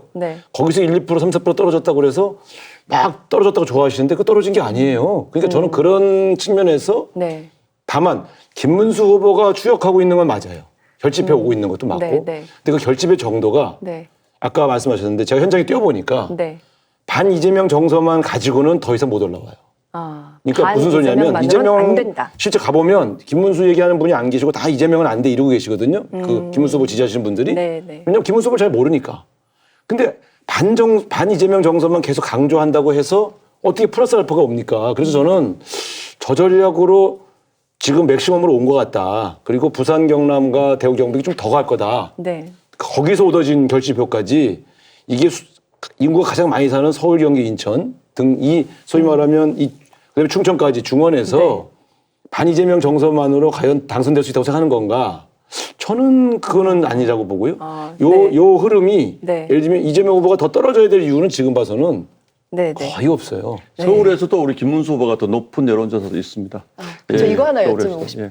김문수 후보 개인기 필요하나? 아니, 김문수 후보 개인기가 이제 우리 워낙 이제 젊고 패기 있는 이준석 후보만 보면 그렇게 느끼실지 모르지만 저는 사실은 저도 개인적으로 오래 알았지만 이번 가까이 안 건 이번이 처음인데 정말 진솔하시고 소탈하시고 또 사람들에 대한 친화력이 좋으시고 이런 부분들이 정말 시간이 좀 아깝긴 합니다. 그래서 상당히 장점이 우리가 그동안 이제 우파 쪽 뭐 너무 치우쳐 있다 이런 이미지 때문에 이분이 가지고 있는 매력을 사실은 충분히 다 못 보여준 측면이 분명히 있습니다. 근데 김문수 후보는 뭐 저도 오래전부터 잘 아는 개인적으로 그런 분이시긴 한데 그분의 뭐 이력이라는 걸 1기, 2기, 3기로 나눠 보면 그분이 노동운동하거나 민주화운동할 땐 그건 전설이죠. 그 수많은 분들이 뭐 심상정, 유시민 같은 분들도 다 인정한 아주 그 전설인 분이고 뭐 민중당 하다가 민자당에 들어와서 그 개혁 정치인으로 할 때도 굉장했던 분이고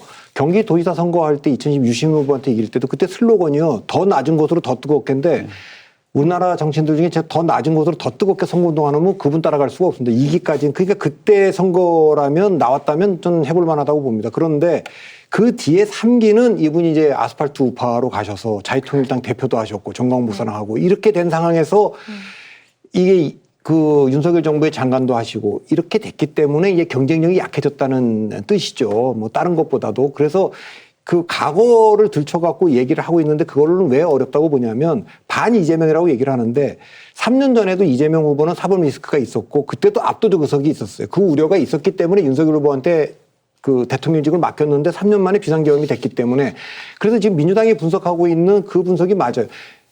그 민주당 후보들 중에 여론조사에 제일 높은 후보가 아니고요. 제 기억이 맞다면 제가 87년 대통령 선거부터 다 봤으니까 모든 후보를 통틀어서 여론조사 가장 높았던 분입니다. 51%가 나온 적이 없어요. 가장 근접했던 가반수를 넘기는 51.6을 얻은 박근혜 후보한테 그때 제가 대통령 선거 그 TV 토론 그러니까 그 계속 방송 나서 뭐라 하냐면 박근혜 매직 넘버가 47이다. 박근혜 후보의 전화 면접 여론조사가 47이 넘어가면 박근혜 후보가 이길 거라고 그랬어요. 그거 넘어가기가 매우 어려웠습니다. 지난번에요. 윤석열, 이재명 후보는 제가 뭐라냐면 전환 면접조사 먼저 43% 도달하는 사람이 이길 거다 이랬어요.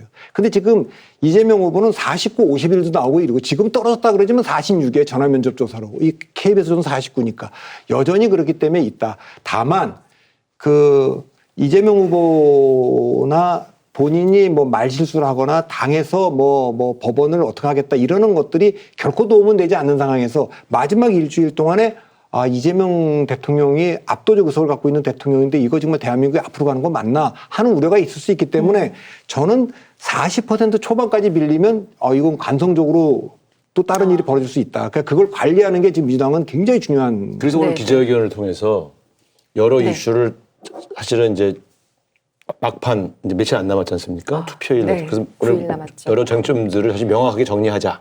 그래서 오늘 기자회견을 충분히 해서 질문도 충분히 받고 다른 일정을 포기해 가면서 지금 이 긴급 기자회견을 통해서 소상하게 생각을 전달한 거 아닙니까? 맞습니다. 경제 살리는 데 우선하고 사법개혁을 우선하지 않겠다.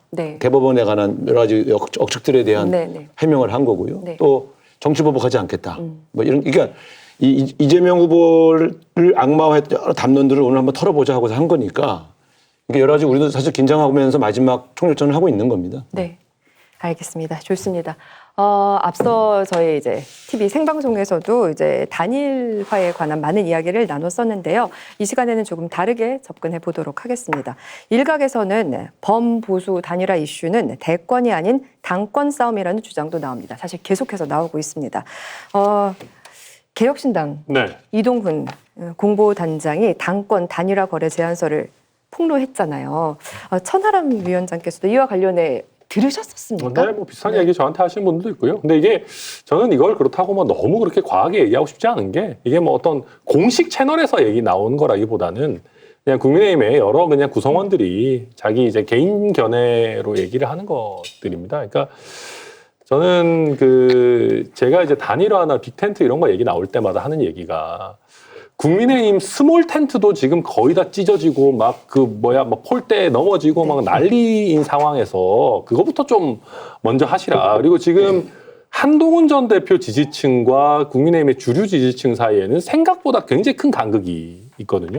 그러니까 주류 의원들과 한동훈 전 대표 쪽도 마찬가지고 그러다 보니까 대선 이후에 한동훈 전 대표가 당대표가 되는 것을 굉장히 두려워하는 지금 주류의 어떤 생각들이 있고 그 상황에서 이준석 후보가 왔을 때 한동훈 대항마로 써먹을 수 있는 거 아니냐 그런 얘기들을 하시는데 근데 저희 입장에서 이건 굉장히 불쾌한 얘기인 게 아니 저희 개혁신당의 공당의 대선 후보를 국민의힘 본인들이 안에서 어떻게 지지고 볶는 거야 뭐 자유시지만 우리 대선 후보를 갖다가 당권을 어떻게 하겠다.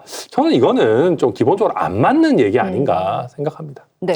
근데 저는 뭐 폭로라는 표현 자체를 사실 동의하기는 어렵습니다. 저도 사실은 뭐 이동훈 단장 개인적으로 아주 잘 알아서 오며 가며 우리 합쳐야 되지 않겠니 이런 얘기를 하는데 오며 가며 하십니까? 그럼요. 뭐 다 잘 아는 분들이고 아니 제가 뭐 천하람 오면 모릅니까? 이준석 오면 모릅니까? 다 잘 아는 사람들이고 그러니까 이제 원래 뿌리가 여기에 있기 때문에 이제 그런 얘기들을 편하게 하고 저희 당 안에서도 이준석 후보 그 후보에 대한 감정의 차이들이 좀 있습니다. 그래서 또 들어오는 거에 대해서도 굉장히 부정적인 사람도 여전히 있고 근데 그런 여러 가지들의 정치가 그런 얘기를 안 하면 그 정치가 되겠습니까? 그래서 그거는 뭐 단일화가 됐든 아니면 그 이준석 후보가 좀 나가 있는 것에 대한 안타까움의 표현이 됐든 여러 가지가 있을 수 있는 것이지 아니 당권을 제가 여러 번 얘기하지만 뭐 친윤이 당권을 거래한다라고 자꾸 표현을 하시는데 지금 어떤 친윤이 당대표를 이준석한테 어떻게 줍니까? 그거는 당원들이 선택하실 몫이고 이제 그런 부분들을 좀 너무 이렇게 우리 이동훈 단장이 너무 이렇게 좀 표현을 너무 그렇게 하니까 이게 무슨 대단한 거래가 있는 것처럼 자꾸 얘기하는데 아니 이런저런 얘기하는 거죠. 아니 근데 밖에서 보면 좀 기이하긴 합니다. 그렇다면 뭐 기이하다고요? 예, 그 당대표가 국민의힘 당대표가 사실 세 분 다 쫓겨났지 않습니까? 그러니까 이준석 그 대표도 그렇고 김기현 그다음에 뭐 한동훈 대표까지 다 그런 식으로 좀 됐기 때문에 또 이 선거운동을 지켜보면 조금 이상한 게 한동훈 후보는 본인이 이제 후보가 안 되고 나서 당원 모집하겠다고 그 뭐 글을 올려서 이거 대통령 선거 중에 무슨 당원 모집을 한다는 거냐. 그래서 이게 누가 봐도 명백히 저분은 자기 당권 운동을 하고 있구나. 지금 선거운동 다니는 것도 뭐 김문수 후보 이름도 안 쓰고 있다가 이제 겨우 쓰고 나와서 하는데 친윤을 청산해야지만 이게 이길 수 있다라는 얘기는 지금은 그거 얘기할 때가 아닌 것 같은데 며칠 선거 안 남았는데 그 얘기 하시고 안철수 후보도 의원도 굉장히 열심히 해서 그 안에 조금 다르게 보고 있다 이런 시각은 있지만 사실 그분이야말로 일관되게 비상경 반대하고 탄핵 찬성하고 뭐 이렇게 했던 분인데 사실 이 안에서 지금 하는 거 보면 김문수 후보 혼자 싸우고 있는데 이게 합쳐야 된다라는 거는 본인 말과 뭐 발이 지금 따로 움직이고 있는 느낌인데 그것도 이거는 이 뒤에 보면 이제 주류 친윤들이 반한동훈 세력에 지금 뭐 대항마가 없으니까 노리고 있는 거 아닌가 이런 생각도 좀 들고 이미 뭐 미국에 가 계신 그 홍준표 주시장은 뭐 이준석이 미래다 이렇게까지 됐기 때문에 이게 지금 4분 오열돼 있고 어떻게 이런 속에서 지금 선거가 진행되고 있는지 그걸 정리를 못 해내고 있는 상황이고 뭐 윤석열 대통령이 영화 보고 부정선거 영화 보는데 우리 후보는 뭐 사람 만나고 영화 보고 다니는 건 좋은 일이다. 뭐 이런 얘기가 있으니까 이 보수층을 결집해내는데도 조금 어려운 거예요. 그 내부 말씀 단합이 맞는 어려워 보이기는 말씀인데 해요. 네. 잠깐만. 그 당권이라는 얘기 하는 거는 굉장히 저는 적절치도 않고 또 가능하지도 않은 얘기니까 그 부분이 안타깝다는 겁니다. 저희가 어쨌든 대통령이 연속으로 탄핵된 상황에서 이 선거가 끝나고 나면 이기든 지든 저희 내부 정리가 필요하다는 생각은 누구나 가지고 있는 것이거든요. 근데 그 내부 정리의 그 매개를 누가 당권을 잡는다 이런 표현을 하는 거는 정말 적절치 않은 겁니다. 그래서 저희도 그 부분은 굉장히 경계하는 표현인데 이쪽에서 뭐 당권 얘기를 자꾸 하니까 또 한동훈 전 대표가 뭐 당권을 가지고 뭐 거래하느냐 이런 얘기가 나오는 것이 저희로서도 곤혹스럽다는 그런 말씀입니다. 국민의힘은 아까 뭐 천하람 의원도 얘기하셨지만 저도 선거 참 여러 번 치렀지만 선거를 한참 치르고 있는 중에 이 후보하고 경선했던 분들이 도와주기는커녕 홍준표 경선 후보는 이준석 후보에 대한 이상한 메시지를 냈고 그 속마음이 뭔지 너무 궁금해요.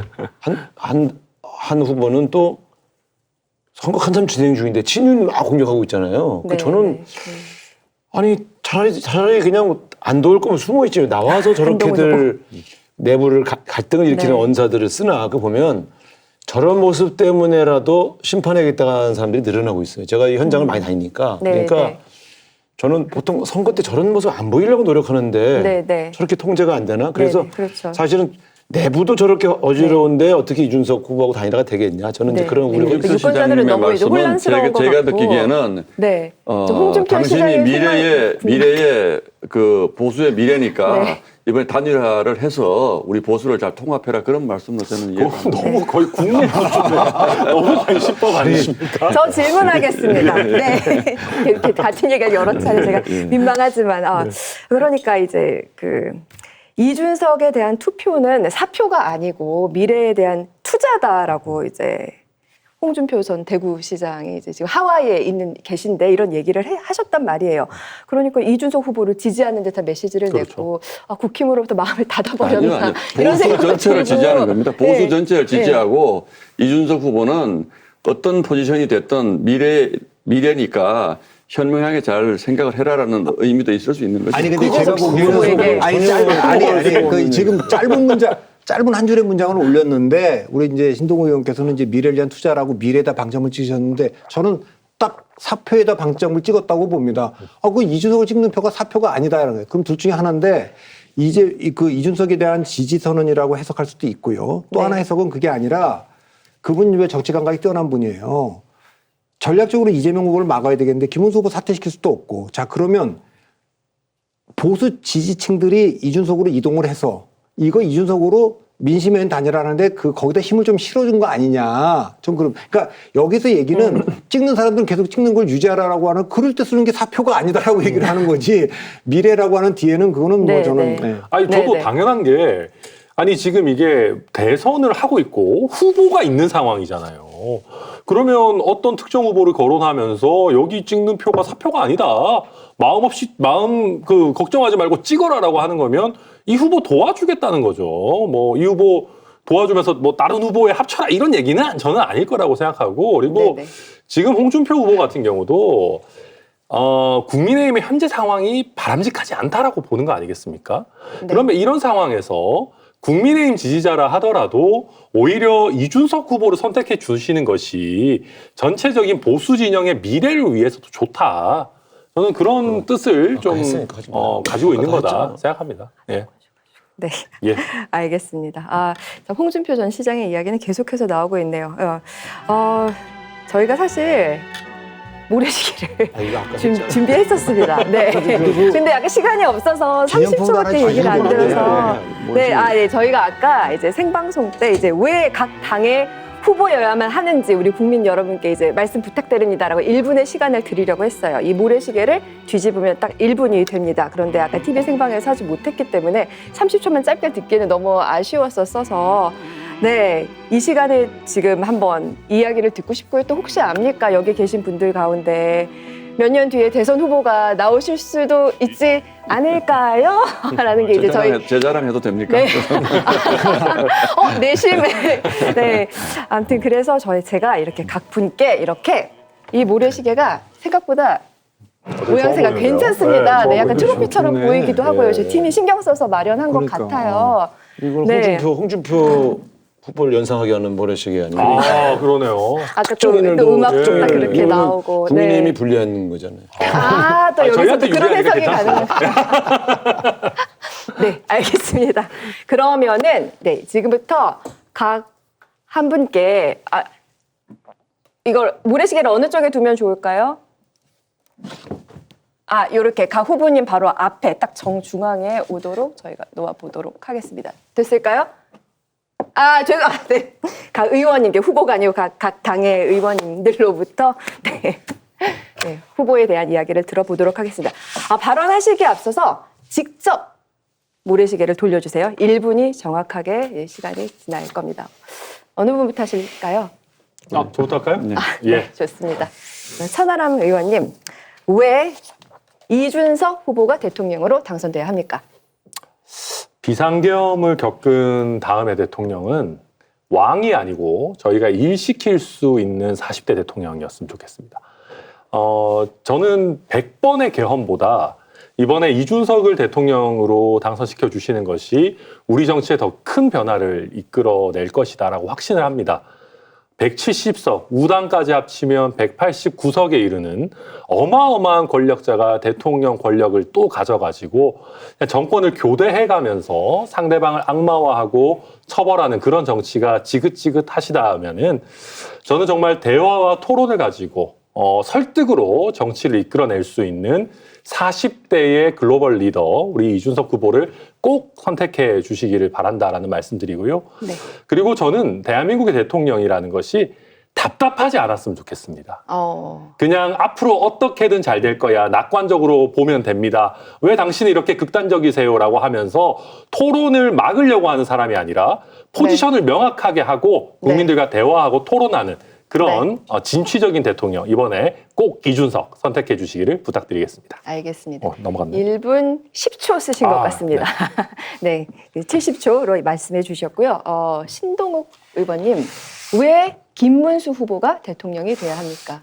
저는 사람을 보는데 어느 시점만 가지고 보면 안 된다. 우리가 그동안 쭉 보면 선거 캠페인이라는 것이 그 선거 시점에 있었던 네거티브나 이런 거에 따라서 선거가 결정적인 경우가 굉장히 많았는데 그래서 인생을 쭉 한번 돌아볼 필요가 있다. 근데 요즘 그 파파미라는 얘기 있습니다. 파도 미담뿐이 없다. 이제 우리 김문수 후보에 관한 얘기인데 물론 김문수 후보의 여러 가지 경력들은 이미 다들 아실 거니까 근데 저희가 봐도 이분은 아무리 옛날 걸 찾아봐도 이건 정말로 좀 잘못됐는데 이런 게 별로 없어요. 그래서 지금 대한민국이 그 성장의 그늘에서 이 부분을 어떻게 해결할 것인가를 이제 우리가 고민해야 될 시점이 맞거든요. 성장이 정체되어 있으니까 이제 그런 점에서 보면 저는 저희 김문수 후보가 우리 시대 정신을 압축하고 새로운 시대로 넘어가기 위한 가장 좋은 선택이라고 생각을 합니다. 예. 정확하게 맞춰주신 것 같습니다.